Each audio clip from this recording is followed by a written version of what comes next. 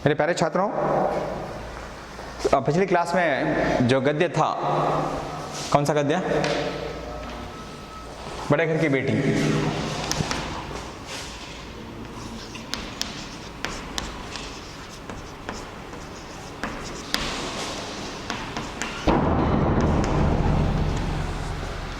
हिंदी गद्य समाप्त हो चुका है। आज हम उसके बारे में, उस गद्य में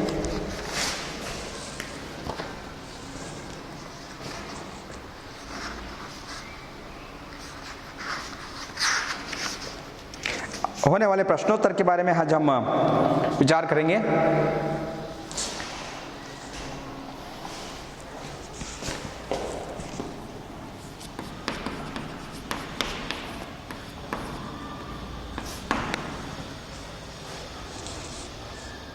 ठाकुर साहब के कितने बेटे थे?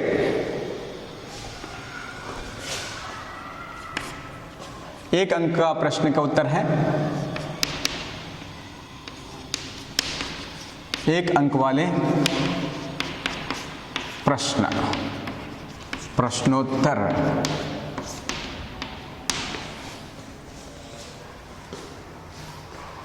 मैं आपको रेडी नोट्स, प्रिंटेड नोट्स भी दूंगा, आप उसे पढ़ सकते हो। आप घर पर बैठकर ही एक अंक वाले प्रश्न उत्तर आपको लिखना है। 100 पेज की किंग साइज नोटबुक रखिएगा। उसमें पहला गद्य सुजान बड़े घर की बेटी प्रेमचंद स्टार्ट कीजिए। 1 मार्क क्वेश्चन का 1 मार्क प्रश्न, उसके नीचे उत्तर। मैं जैसे बोर्ड पर लिख रहा हूँ इस तरह आपके। एक अंक के प्रश्न, किसने किससे कहा, और ग्रामर, व्याकरणांश सब है, हम बोर्ड भी करेंगे। ये सब आपको घर पर बैठकर ही लिखना चाहिए, लिखना ज़रूरी है। जब कॉलेज में आओगे तो आपको दिखाना पड़ेगा, ताकि ये लिखने से आपको एक अंक अच्छी तरह से याद रहेगा, व्याकरणांश भी याद रहेगा, किसने किससे कहा भी याद रहेगा। इस कुल मिलाकर, ये पूरा मिलाकर 60 अंक आप सीख सकते हो घर पर बैठकर ही। आप 60% 60 अंक, बाकी के बचे 40 अंक जो त्रिमास क्वेश्चन है, त्रिमास का संदर्भ है, ये सब पूछा जाएगा। वो हम उसके बारे में डिटेल नोट्स, हम प्रिंटेड नोट्स देंगे, वो उसमें वो पढ़ सकते हो। ठाकुर साहब के कितने बेटे थे?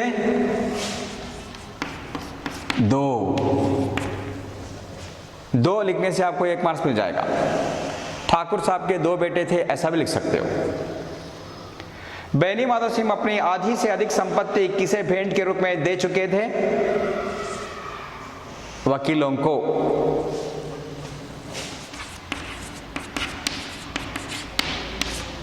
वकीलों को लिखने से आपको 1 अंक मिल जाएगा। ठाकुर साहब के बड़े बेटे का नाम क्या था?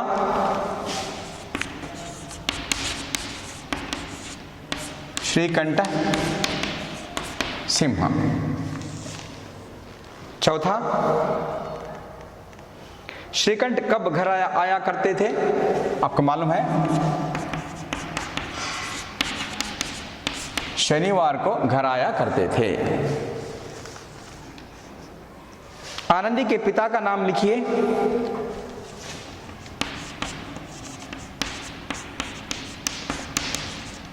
भूपसिंह। थाली उठाकर किसने पलट दी?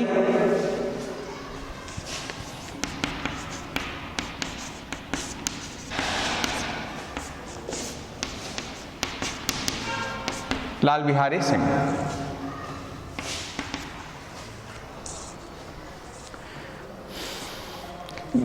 गौरीपुर गांव के जमींदार कौन थे? श्रीकंठ के पिताजी।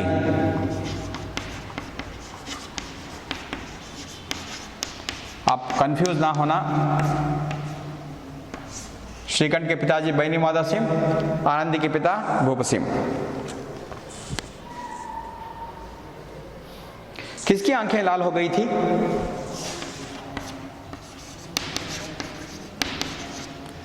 श्रीकंठ की आंखें लाल हो गई थी।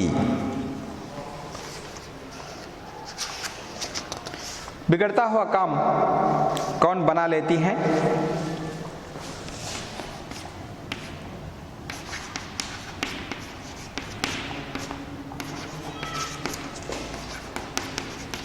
बड़े घर की बेटियां, बड़े घर की बेटी भी लिख सकते हो, बड़े घर की बेटियां बिगड़ता हुआ काम बना लेती हैं करके किताब में है, ये भी लिख सकते हो। बड़े घर की बेटी कहानी के लेखक कौन है? प्रेमचंद।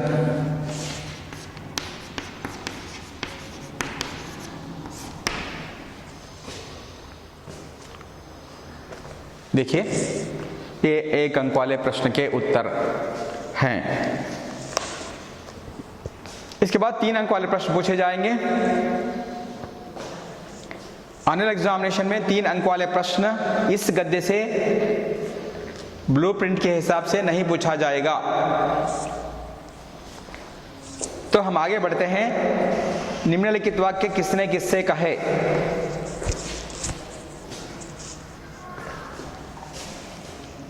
मैं इतना ही लिखता हूं, किसने किससे कहे। जल्दी से पका दो, मुझे भूख लगी है।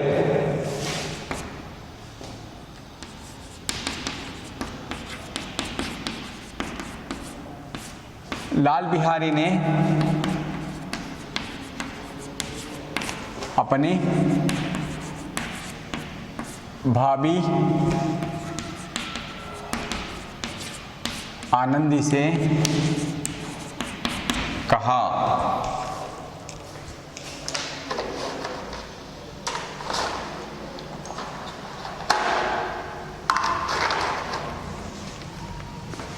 लाल बिहारी ने अपनी भाभी आनंदी से कहा। 2 चिड़िया लाकर भाभी को देता है और कहता है, जिसके गुमान पर भूली हुई हो उसे भी देखूंगा और तुम्हें भी।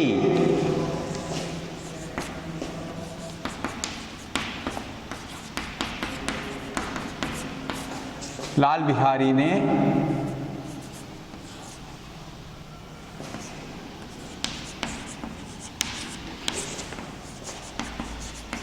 अपनी भाभी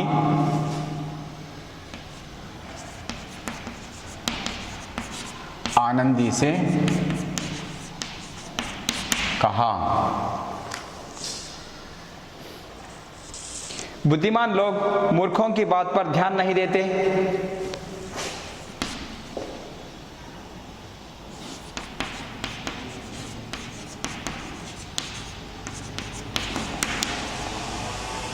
बैनी माधव सिंह अपने बेटे श्रीकंठ सिंह से कहा। कोई झगड़ा करते श्रीकंठ सिंह क्रोधित हो जाता है, तब घर छोड़कर जाने की बात करता है। तब बैनी माधव सिंह ने अपने बेटे श्रीकंठ को समझाने की कोशिश करता है कि बुद्धिमान लोग मूर्खों की बात पर ध्यान नहीं देते। चौथा, लाल बिहारी को मैं अब अपना भाई नहीं समझता।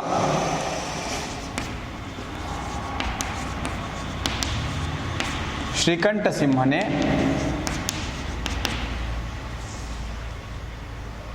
अपने पिता से कहा।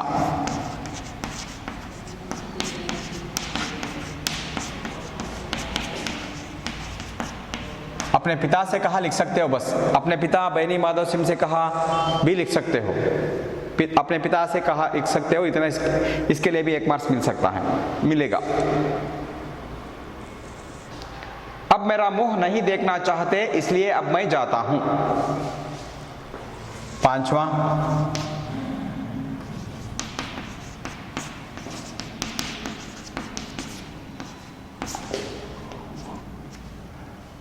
लाल बिहारी ने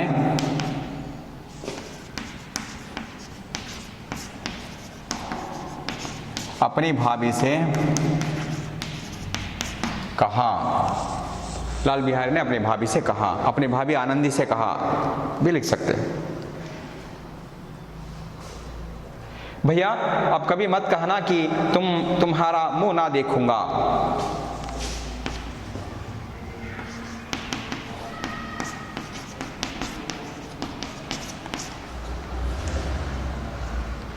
लाल बिहारी ने अपने भाई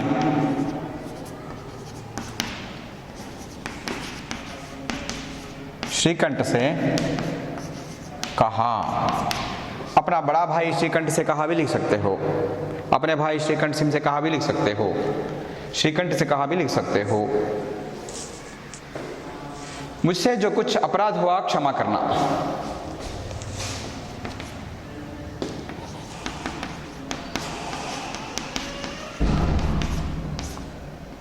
लाल बिहारी ने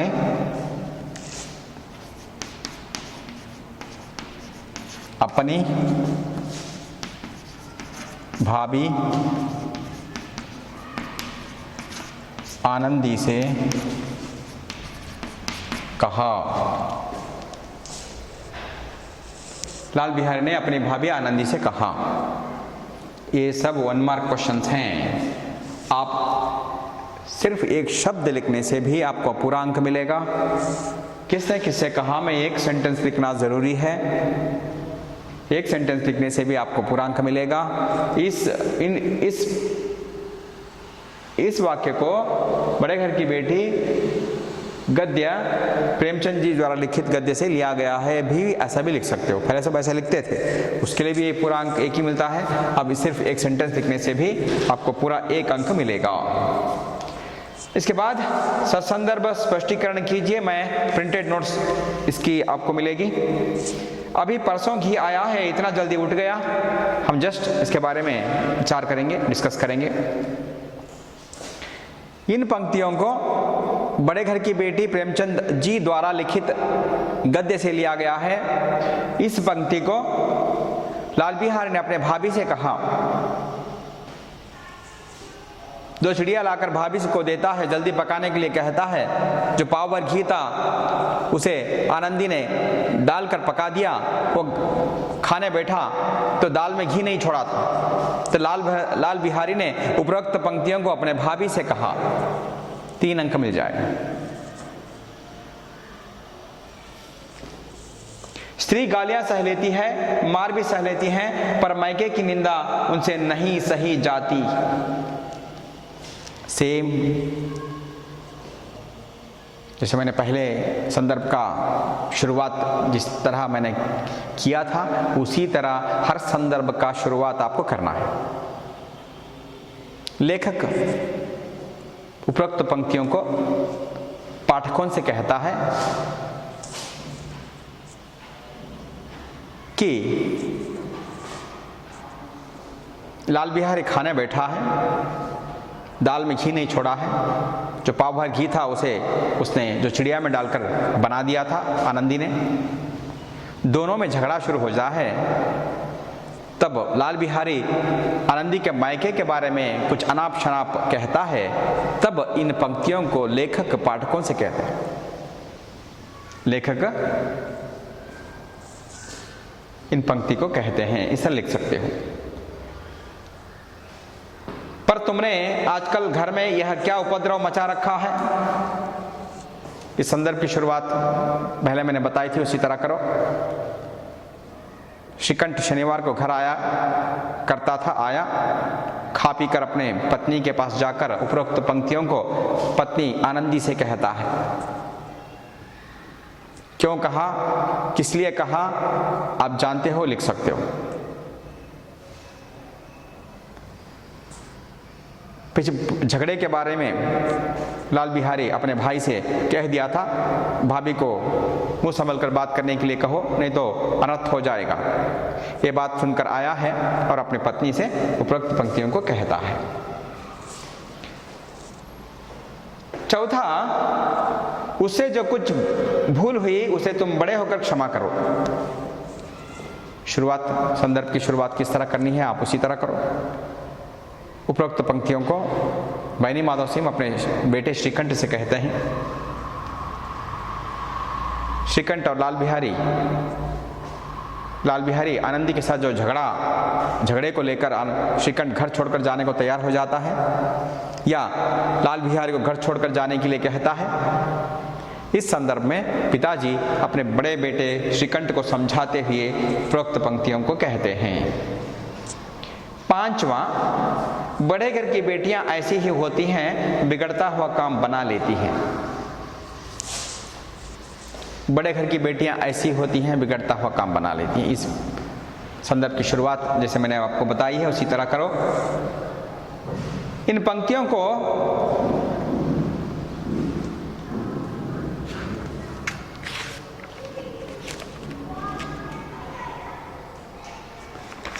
बैनी माधव सिंह कहते हैं, अपने आप से कहते हैं कि आनंदी की बात सुनकर श्रीकंठ सिंह घर छोड़कर जाने को तैयार हो गया था, या अपने छोटे भाई लाल बिहारी को घर छोड़कर जाने के लिए कह रहा था कि लाल बिहारी और आनंदी के बीच झगड़े को लेकर आनंदी अपने पति को समझा लेती है और लाल बिहारी को घर छोड़कर जाने से मना करती है। सही ढंग से अच्छे सारे झगड़े को निपटा लेती है। गुणवती सुंदर आनंदी बड़े उच्च कुल की लड़की जो टूटता हुए घर को बचा लेती है।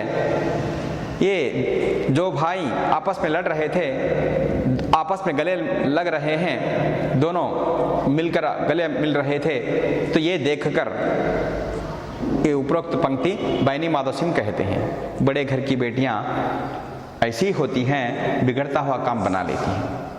अगर आनंदी चाहती तो घर टूट सकता था, अलग हो सकता था, लेकिन उसने ऐसा नहीं होने दिया। ये था आपका एनुअल एग्जामिनेशन में 3 मार्क्स का संदर्भ जरूर आएगा, किसने किससे कहा भी जरूर आएगा, और 1 मार्क क्वेश्चन भी आपको जरूर आएगा। अब हम व्याकरणांश पर नजर डालेंगे। इसमें पहला है वाक्य शुद्ध करो।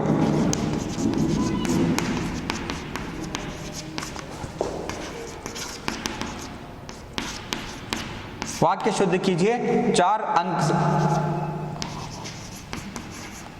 अंक से आपको एग्जामिनेशन में पूछा जाएगा। उनकी पितामह किसी समय बड़े धन धान्य संपन्न थे। उनकी पितामह, पहला वाला।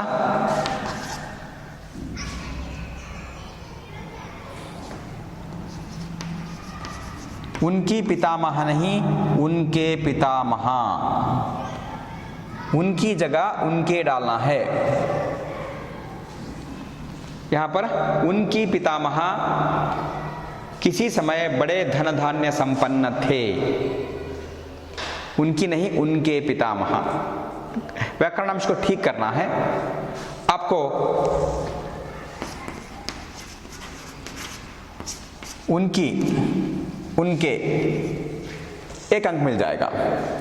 इतनी बदलाहट करने से 1 अंक मिल जाएगा।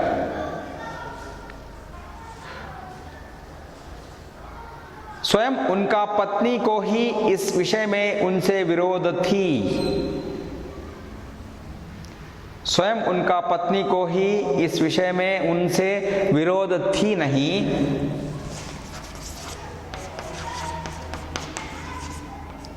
विरोध थी, ये नहीं, आपको लिखना है विरोध था। राइट। प्रश्न विरोध थी करके है, उत्तर आपको लिखना है विरोध था। इसका उत्तर ये है, उनका पत्नी को ही, स्वयं उनके पत्नी को ही, उनका नहीं, उनकी, उनके, उनका है।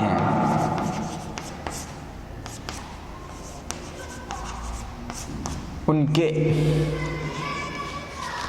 दूसरे वाक्य शुद्ध कीजिए में 2 जगह पर आपको बदलाव लाना है, शुद्ध करना है, व्याकरणांश को शुद्ध करना है। एक सेंटेंस में 2 जगह पर शुद्ध करने का मौका मिल सकता है, या एक ही जगह पर वाक्य शुद्ध करने का मौका आपको मिल सकता है। इसलिए सेंटेंस को अच्छी तरह से पढ़ना है। पढ़ने के बाद उस सेंटेंस में कहां पर गलती है, यह अच्छी तरह समझने के बाद उसे ठीक करना है। पहले वाक्य शुद्ध कीजिए में एक ही ठीक करने का अवसर मिला, आपने उनकी जगह उनके लिखा, हो गया। दूसरी जगह पर उनका नहीं, उनके पत्नी को ही, उनके विषय में विरोध थी नहीं, विरोध था। विरोध पुल्लिंग है, इसलिए था लिखना है। अगर विरोध स्त्रीलिंग होता तो थी लिखना पड़ता। तीसरा, आनंदी अपने नए घर में आया। देखो कैसा। तीसरा, आनंदी अपने नए घर में आया।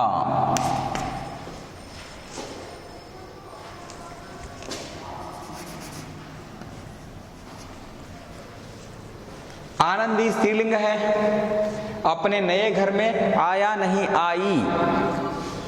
ओके, आया नहीं आई।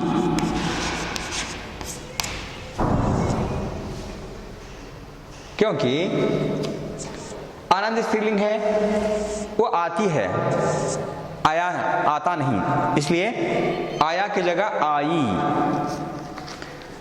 चौथा, मुझे जाना दो।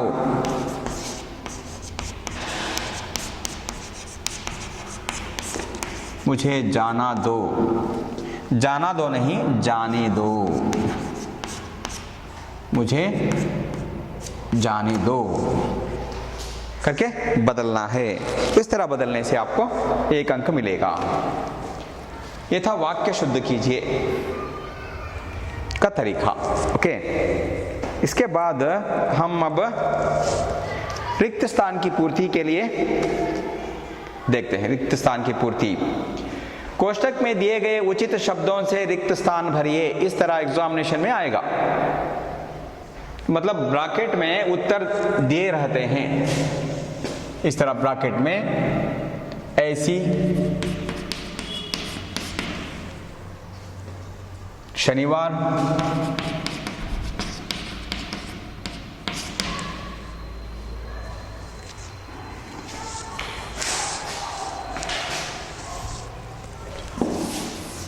आपको नहीं दिखेगा शायद,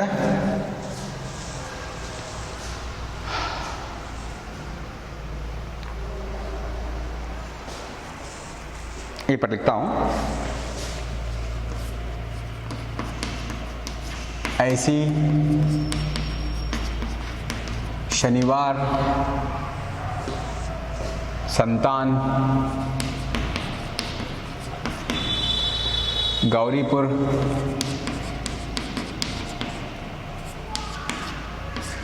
गौरीपुर, हाथी। इस तरह रिक्त स्थान की पूर्ति कीजिए में आपको क्वेश्चन पेपर में आंसर इस तरह ब्रैकेट में छपा होगा, छपा रहता है। आपको उनमें से चुनकर सही शब्द को लिखना है। पहला वाला, इस दरवाजे पर डैश झूमता था। कौन सा है उसमें? इस दरवाजे पर डैश झूमता था। पहला वाला ये हाथी। एक बात याद रखिए, आप सिर्फ 1 2 3 4 करके आप नंबर नहीं डाल सकते, आपको लिखना पड़ेगा। किस तरह? पूरा सेंटेंस लिखना जरूरी है फिल इन द ब्लैंक्स में। इस दरवाजे पर लिखने के लिए जगह कम है, इसलिए मैं आपको बता रहा हूं। इस दरवाजे पर डैश की जगह आपको हाथी लिखना है। लिखकर पूरा सेंटेंस भी लिखना है। हाथी झूमता था। इस दरवाजे पर हाथी झूमता था। पूरा सेंटेंस आपको लिखना है। मैं सिर्फ आंसर लिख रहा हूं, आपको लिखना है। आप जो नोट्स लिख रहे हैं ना, उसमें लिखना है। दूसरा, डैश में रामलीला के वही जन्मदाता थे। डैश में रामलीला के वही जन्मदाता थे। कौन? श्रीकंठ सिंह रामलीला के जन्मदाता थे। डैश में कहां पर जन्मदाता थे? देखो यहां पर गौरीपुर में। दूसरा, गौरीपुर में रामलीला के वही जन्मदाता थे। वही मतलब श्रीकंठ। रामलीला कहां हो रही है? गौरीपुर में हो रही है। तीसरा, सुंदर डैश को कदाचित उसके माता पिता भी अधिक चाहते हैं। सुंदर डैश को कदाचित उसके माता पिता भी अधिक चाहते हैं। सुंदर संतान। तीसरा, सुंदर संतान को उनके माता पिता बहुत चाहते हैं।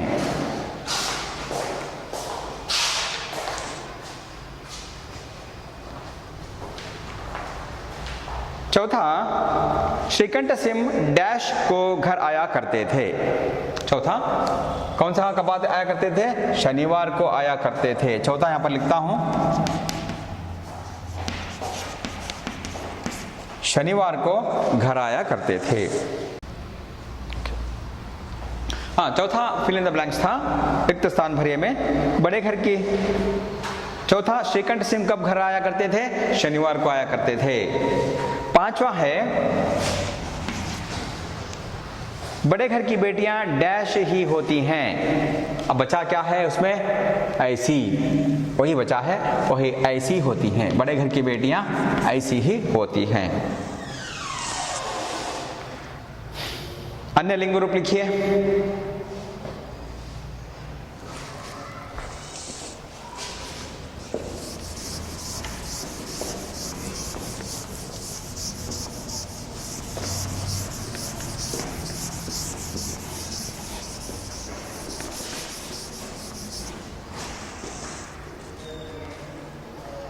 अन्य लिंग रूप लिखिए।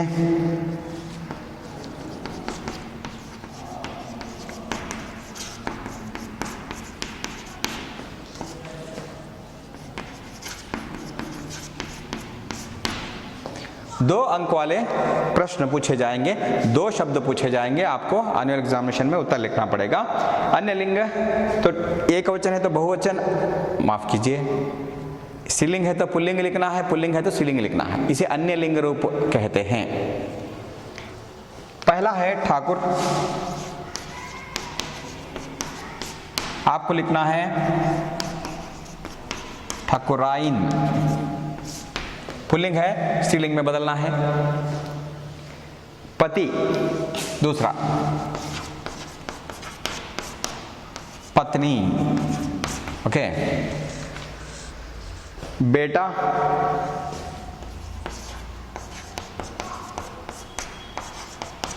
बेटी। स्त्री,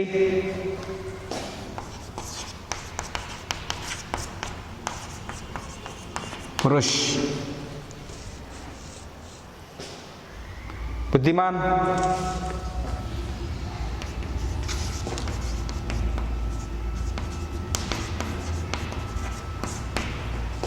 आपको लिखना है बुद्धिमती। ओके। हाथी,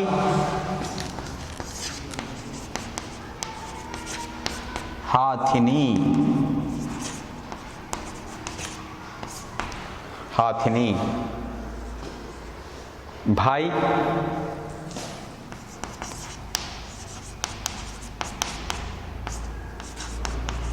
बहन। मैं इसलिए लिख रहा हूं कि आप भी अपने नोट्स में लिखना जरूरी है, इसलिए मैं लिख रहा हूं। ये अन्य लिंग रूप। अन्य वचन रूप, अन्य वचन रूप। एक वचन है तो बहुवचन, बहुवचन है तो एक वचन में बदलना है। इसे बोलते हैं अन्य वचन रूप। 2 अंक से पूछा जाएगा एग्जामिनेशन में। घर,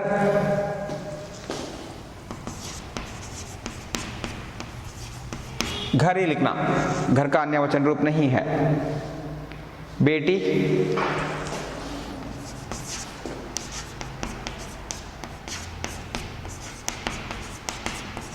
बेटियां। ओके, भैंस तीसरा,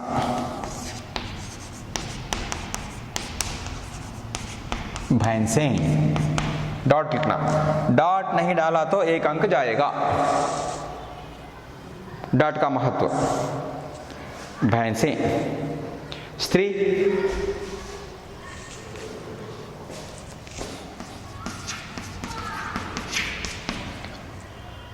स्त्रियां।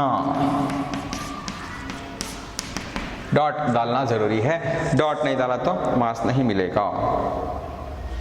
आंखें,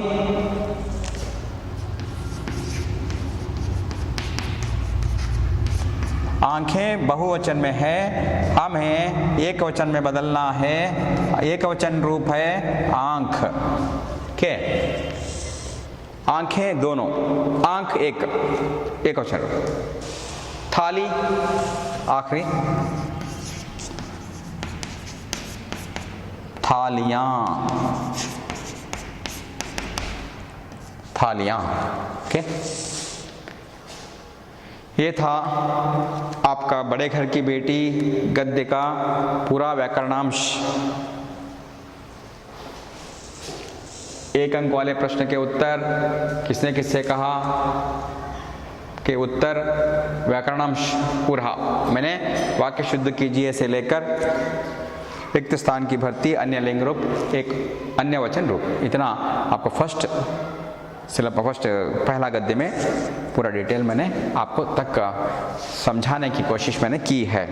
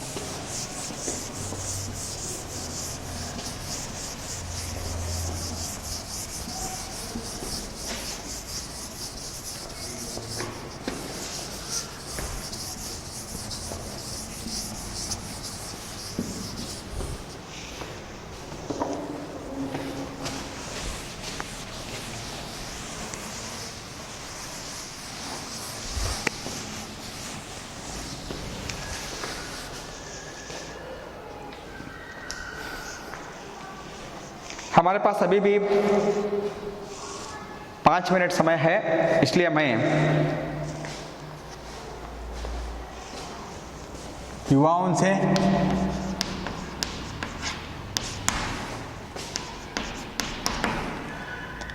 स्वामी विवेकानंद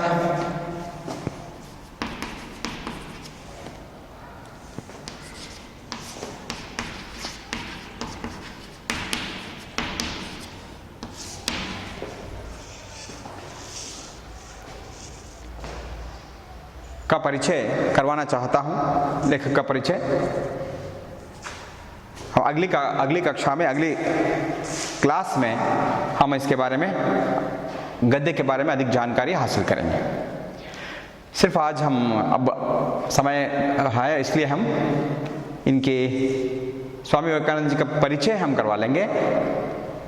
स्वामी विवेकानंद जी का जन्म 12 जनवरी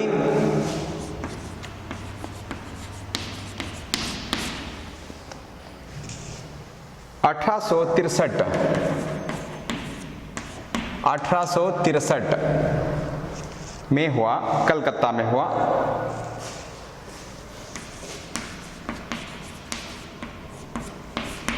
स्वामी विवेकानंद जी को कौन नहीं जानता, सारे भारत में सब उनको जानते हैं, विश्व में सब उनको जानते हैं। एक ऐसी हस्ती थी। नरेंद्रनाथ इनका बचपन का नाम था, नरेंद्रनाथ।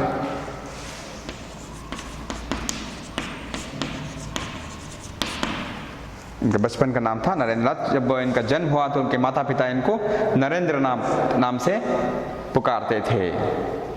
पिताजी विश्वनाथ दत्त, पिता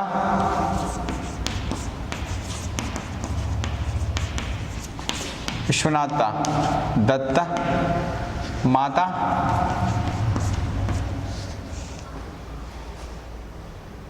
भुवनेश्वरी देवी।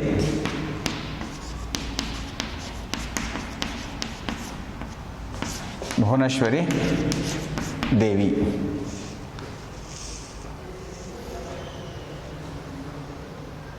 बचपन में नरेंद्रनाथ बड़े प्रतिभाशाली थे, गरीबों के प्रति दयापूर्ण हृदय रखने वाले थे, गरीबों के प्रति दया इनको थी, करुणा थी।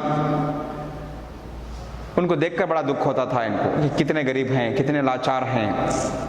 भक्ति एवं वेदांत में रुचि रखने वाले थे, भगवान की भक्ति में रुचि रखने वाले थे, वेदांत में रुचि रखने वाले थे।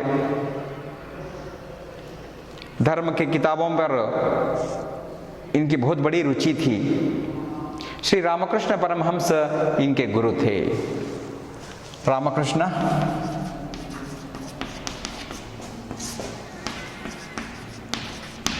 रामकृष्ण परमहंस इनके गुरु थे।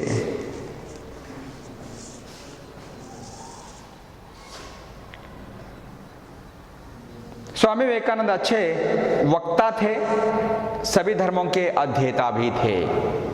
वक्ता अच्छा उपदेश देने वालों को वक्ता बोलते हैं, भाषणकारों को वक्ता बोलते हैं। वक्ता मतलब भाषणकार।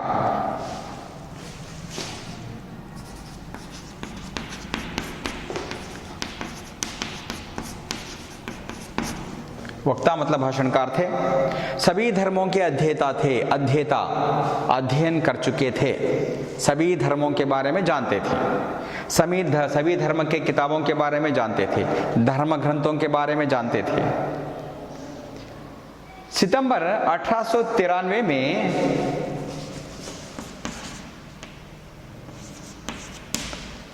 सितंबर 1893 1893 अमेरिका के चिकागो शहर में आयोजित सर्वधर्म सम्मेलन में हिंदू धर्म, भक्ति और वेदांत के बारे में स्वामी जी ने जो भाषण दिया, 1893 में चिकागो गए।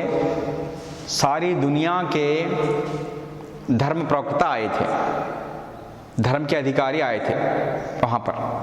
भारत से स्वामी विवेकानंद जी को भेजा गया था। उन्होंने वहाँ पर भक्ति और वेदांत के बारे में भाषण दिया। भक्ति क्या है, किसे कहते हैं, भारत में जो वेदांत लिखे गए थे उनके बारे में उन्होंने सारी दुनिया को बताया। वो अद्वितीय था। आज भी उनके भाषण को याद किया जाता है। ऐसे स्वामी विवेकानंद जी अभूतपूर्व ज्ञान रखने वाले थे। भारत देश, भारत की प्रजा और भारतीय संस्कृति के अच्छे ज्ञाता थे। भारत देश के बारे में अच्छी जानकारी थी, भारतीय लोगों के बारे में जानकारी थी, भारत के धर्म कर्म के बारे में पूरी तरह जानकारी इनको थी। भारत की संस्कृति भी अच्छी तरह जानते थे। इस कारण खंड खंडांतर में हिंदू धर्म का औन्नत्य, भक्ति एवं वेदांत के प्रचार प्रसार में आप निरंतर कार्य करते रहे। भक्ति और संस्कृति, वेदांत को सारे भारत में प्रचार किया, प्रसार किया, सबको समझाने की कोशिश की।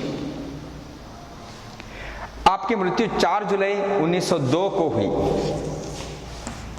1902 को आपकी मृत्यु हुई।